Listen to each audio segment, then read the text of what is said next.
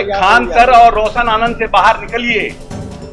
बिहार में बहुत कुछ हो रहा है, यही दोनों बिहार नहीं है। जब से घटना घटी है रोज यही चल रहा है आप लोगों के यहाँ। इससे भी बाहर निकलिए, बिहार में बहुत काम हो रहा है। कल कितने बड़े बड़े निर्णय हुए कैबिनेट में, उस सब पर प्रश्न पूछिए। खान सर रोशन आनंद, खान सर रोशन आनंद, अरे दो आदमी कोचिंग इंस्टीट्यूट का टीचर झगड़ा झंझट कर रहा है, सरकार अपना शासन देखेगा उसको। एक तरफ मौसम जो है अपने रौद्र रूप में है और दूसरी तरफ अगर राजनीति की बात करें तो राजनीति में भी गर्माहट बढ़ते जा रही है। राजनीतिक गलियारे की जो गर्माहट है हम आपको लगातार दिखा रहे हैं, लगातार बता रहे हैं। अभी जन सुनवाई कार्यक्रम चल रहा है जनता दल यूनाइटेड में और जन सुनवाई कार्यक्रम के दौरान जो मंत्री वहां पर बैठे हैं जनता से रूबरू होने के लिए, वो किस तरह से असर पड़ रहा है उन पे इस पूरे माहौल का, वो हम आपको सबसे पहले वीडियो में दिखाते हैं कि क्या कुछ हो रहा है यहाँ पर, किस तरह का माहौल बना हुआ है। जरा पहले गौर कीजिए आप इस पूरे वीडियो पर।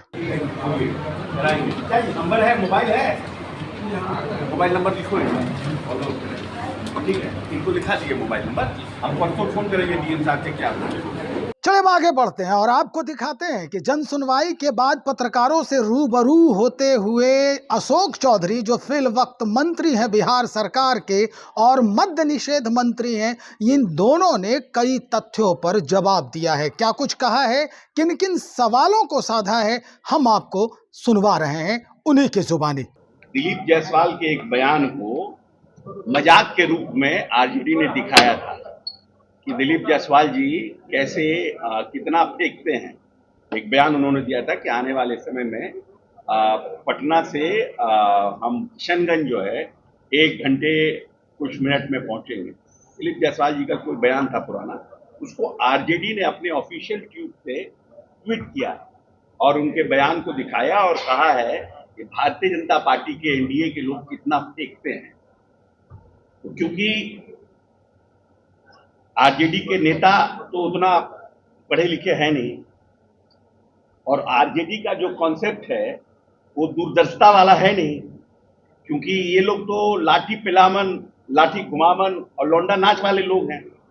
इनको तो भविष्य दिखता नहीं है कि देश दुनिया कहाँ जा रहा है। अगर 15 साल अगर देश दुनिया कहाँ जा रहा था अगर इसका ध्यान रखते तो आज हमारे जो बिहार के लोग बेरोजगार हो रहे हैं और वो बेरोजगारी का दंश झेल रहे हैं, वो समस्या नहीं हो रही। क्योंकि जब पीवी नरसिम्हा राव ने इकोनॉमी को ओपन किया और देश में विदेशी जो फंडिंग शुरू हुई उसमें हम पीछे रह गए, हमने कोई इंडस्ट्रियल पॉलिसी नहीं बनाई। और जब बाढ़ आता था तो हमारे मुख्यमंत्री लालू प्रसाद यादव जी कहते थे, और हम लोग तो जब से पढ़ते आ रहे हैं कि बाढ़ एक प्राकृतिक आपदा है और बिहार पर एक दंश है, तो लालू यादव जी की ऑफिशियल बाइट है कि बहुत अच्छा हुआ गरीब सब बाढ़ आ गया, गरीब सब मछली पकड़ पकड़ के खाएगा। तो ये सोच वाली पॉलिटिकल पार्टी है। तो इनको कैसे समझ में आएगा कि आने वाला भविष्य क्या हमारा है और हम कैसे काम कर रहे हैं।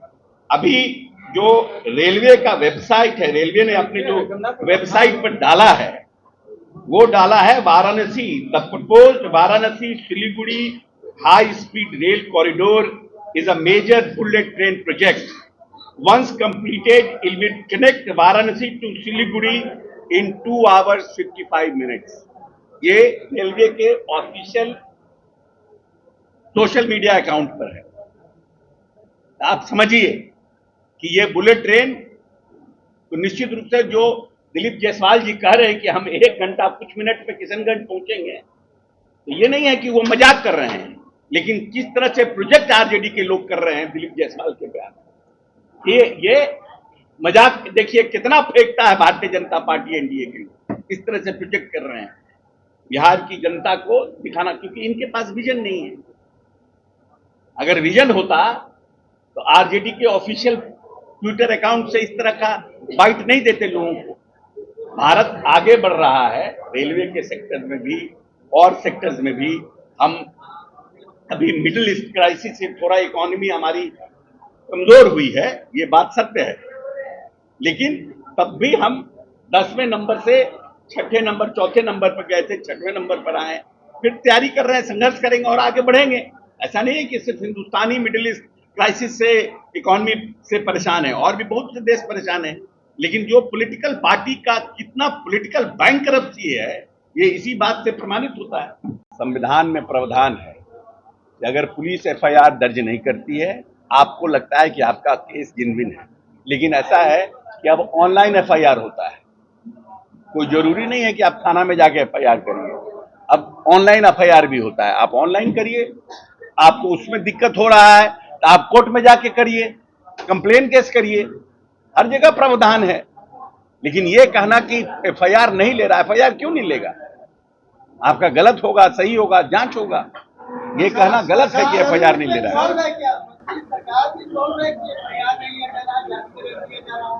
सरकार कैसे कह रहे हैं आपके एफआईआर नहीं लिया जा रहा है? अब ये रोशन आनंद जाएंगे, देखेंगे केस होगा क्या है नहीं है। अब भाई तो ये प्रशासन का काम है ना, ये हमारा काम है, ये प्रशासन का काम है। इसका जवाब सीनियर एसपी आईजी पटना देंगे, हम नहीं दे सकते हैं इसका जवाब। क्यों नहीं लिया जा रहा है, क्या नहीं लिया जा रहा है? सरकार पर भी आरोप लगा रहे हैं कि सरकार की संरक्षण मिल रही है। किनको? जो वहाँ के अधिकारी हैं, जो पदाधिकारी हैं, उन पे आरोप लगाया जा रहा है कि ये लोग हमारी एफआईआर नहीं कर रहे, सरकार का संरक्षण इनको मिल रहा है, इसीलिए हमारी एफआईआर नहीं है। इसमें सरकार का क्या पार्टी है? सरकार को क्या मतलब है? कौन भारी रोशन आनंद भारी चीज है कि सरकार को, खान साहब इतना भारी चीज है कि सरकार पक्ष ले रहा है, विपक्ष ले रहा है? कोई हमारे पॉलिटिकल पार्टी के आदमी है क्या ये लोग? सरकार को क्या मतलब है?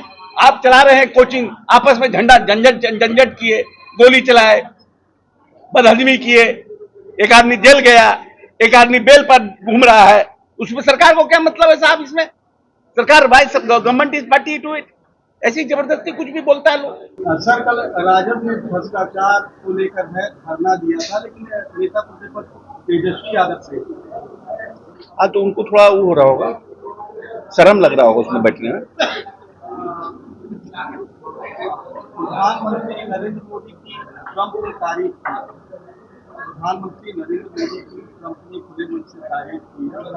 हाँ, तो ये तो अच्छी है ना कि हमारी जो फॉरेन डिप्लोमेसी है और हमारी जो फॉरेन पॉलिसी है उसमें प्रधानमंत्री जी सक्सेसफुल हो रहे हैं। जो देश के बड़े बड़े दिग्गज नेता हैं, चाहे वो चीन के प्रेसिडेंट हों, चाहे फ्रांस के प्रेसिडेंट हों, यूएस प्रेसिडेंट ने, सब लोगों ने मोदी जी के काम करने के तरीकों को सराहा है। तो इट मीन्स दैट कि जब the foreign policy which right now India is moving on, is it globally accepted? नहीं, इसकी तो हम जानकारी करेंगे और जांच भी करवाएंगे, लेकिन इतने सारे घर छोड़ करके और उन्हीं के घर में जा करके जांच करना तो कुछ न कुछ तो उसमें संदेह पैदा करता ही है। अब क्या सच्चाई है? अगर वो सही में शराब का सेवन किए होंगे, नशा का सेवन किए होंगे तो सही किए जो भी पदाधिकारी गए। अगर नहीं, अगर उसमें कहीं कोई डाउट है, इसका हम लोग आज जांच करवाएंगे। खबर चलाने, जिला प्रशासन के विरुद्ध खबर चलाने को लेकर उनका ये कार्रवाई, अब रात में किसी घर जांच में तो ये स्पष्ट हो जाएगा ना ये किस कारण से उसमें गई है। लेकिन एक बात तय है, बिहार में पूर्ण शराबबंदी है और इसको हम लोग सख्ती से लागू किए हुए हैं, आगे भी ये जारी रहेगा। सर, ब्रेथ एनालाइजर में 0% अल्कोहल निकला। ठीक है ना, आप जो कह रहे हैं उस बात से तो हम इनकार नहीं कर रहे हैं। जो जांच होगा, जांच में जो फलाफल आएगा उसके आधार पर हम लोग कार्रवाई करेंगे। निश्चित तौर पर क्या वाकई में बिहार सिर्फ खान सर और रोशन आनंद सर के बदौलत चल रहा है? बिहार की व्यवस्था जो है और कहीं कुछ नहीं दिख रही है लोगों को? भाई सवाल कर रहे हैं अशोक चौधरी साहब, कह रहे हैं कि इन दोनों की ही बात पत्रकार पूछ रहे हैं। क्यों पूछ रहे हैं भाई ट्रेंडिंग में मुद्दा है मंत्री महोदय, इसलिए ये पूछा जा रहा है कि क्या हुआ, क्यों इस तरह के बातें आ रही हैं कि किसी को फंसाया जा रहा है, किसी को बचाया जा रहा है। जबकि पूर्व मुख्यमंत्री नीतीश कुमार लगातार ये कहते थे कि ना हम किसी को फंसाते हैं, ना हम किसी को बचाते हैं। अब उन्हीं के नक्शे कदम पर चल रही है सरकार, तो सवाल लाजिम हो जाता है। आगे देखते हैं किस तरह का जो अनुभव है, जिस तरह से बातें हो रही है, क्या वाकई में सरकार मुस्तैद है उन मामलों पर? तो चलिए इंतजार करते हैं और जो भी अद्यतन जानकारी हम तक पहुंचेगी हम सीधा आप तक पहुंचाएंगे। बने रहिए हमारे साथ, बहुत शुक्रिया।